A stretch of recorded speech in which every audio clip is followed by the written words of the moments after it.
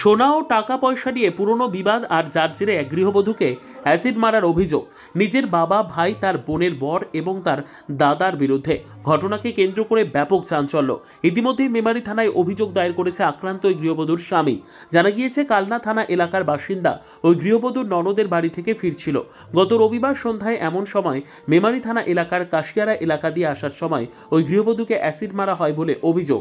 গৃহবধূর স্বামী সিরাজুল আনসারি তিনি বলেন, আমার স্ত্রীর বোনের বর আমার থেকে 14 লক্ষ টাকা ধার নেয় এবং আমার স্ত্রীর বেশ কিছু সোনা শ্বশুরের কাছে রয়েছে। সেই জিনিস চাওয়াকে কেন্দ্র করেই বিবাদ, আর যার জেরে আক্রোশবশত আমার স্ত্রীর ওপর আক্রমণ। ঘটনায় অভিযুক্তদের দৃষ্টান্তমূলক শাস্তির দাবি জানিয়েছেন তিনি। রীতা ভট্টাচার্যের রিপোর্ট, সুন্দর বাংলা নিউজ। বউকে অ্যাসিড দিয়েছিল বোনের বাড়িতে ফেরার পথে মাছ ছুড়ে বলে ওর আগে কাশিয়ারা গ্রাম বলে কাশিয়ারা মোড়, ওর থেকে একটু আগে ফাঁকা জায়গা রয়েছে, ওই ফাঁকা জায়গায় অ্যাটাক করে এবং অ্যাসিড দিয়েছে। অ্যাসিডটা দেয় হায়াত আলী শেখ। ওটা আপনার কি হয়? ওটা ওর বোনাই, আমার ভাইরা ভাই। আচ্ছা।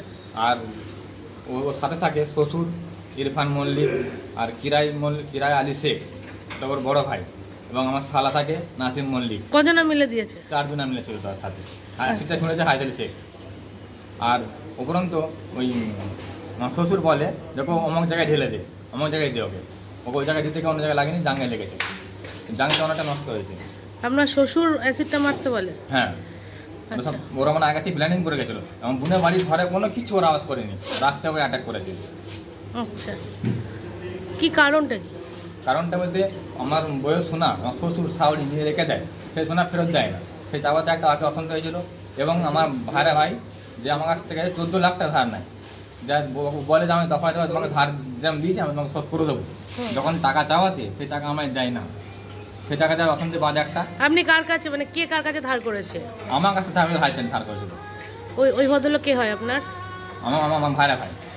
আপনার ভাইরা ভাই? আচ্ছা আচ্ছা আচ্ছা আচ্ছা আচ্ছা, আপনার কাছে ধার করে। হ্যাঁ, তারপর সেই টাকা দিয়ে ও ট্রাক্টর কেনে বলে আমি কাজ করে আসার তোমার শোধ করে দেবো, সেই টাকা দেন। যখন চাইতে যাই সে বলে আমি তোকে দেবো না, তুই যা পারিস করে নাকি যা। আর আমার বউকে এর আগেও ধমকি মারা হয়। কে মেরেছে ওটা?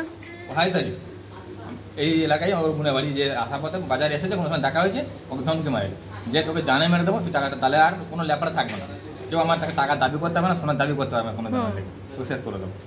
দেখো তখন পারেনি গো, আমার সুযোগ পেয়েছে, আমার বোনের বাড়ি থেকে আসার পথে সুযোগ পেয়েছে, তখন আমাকে অ্যাটাক করেছে। অন্য কোনো কি এর মধ্যে অন্য কোনো সম্পর্ক বা কিছু আছে? না, সম্পর্ক বলতে ওই কোনো কুপ্রস্তাব বা কিছু?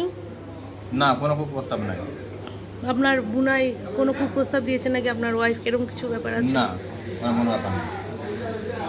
তাহলে উপরন্তু ওরা এখন বলছে যে আমার সাথে পার্টি আছে, পুলিশ কিচ্ছু করতে পারবে না। আপনি অভিযোগ করেছেন? হ্যাঁ, আমি থানায় অভিযোগ করেছি। কোন থানায়? মানে কাংলা থানায় অভিযোগ করতে গেছিলাম, কাংলা থানা নেয়নি, ওটা বলছে যে মেমারি থানা এলাকায় পড়ছে, তা মেমারি থানায় আমি অভিযোগ করেছি। এখন হায়দারি বলছে আমি তো লুকিয়ে রয়েছে, আমাকে কি তুই ধরতে পারছে, বলছে তুই ধরতে পারবে না, ওর সাথে পার্টির লোক রয়েছে। কি চাইছেন এখন? আমি চাইছি ওদের ধরুক, হায়দারিকে ধরুক, কেন পালাতে থাকবো, ও কেন ধরা হচ্ছে না? আপনার নাম? আমার নাম সিরাজুল আনসারি।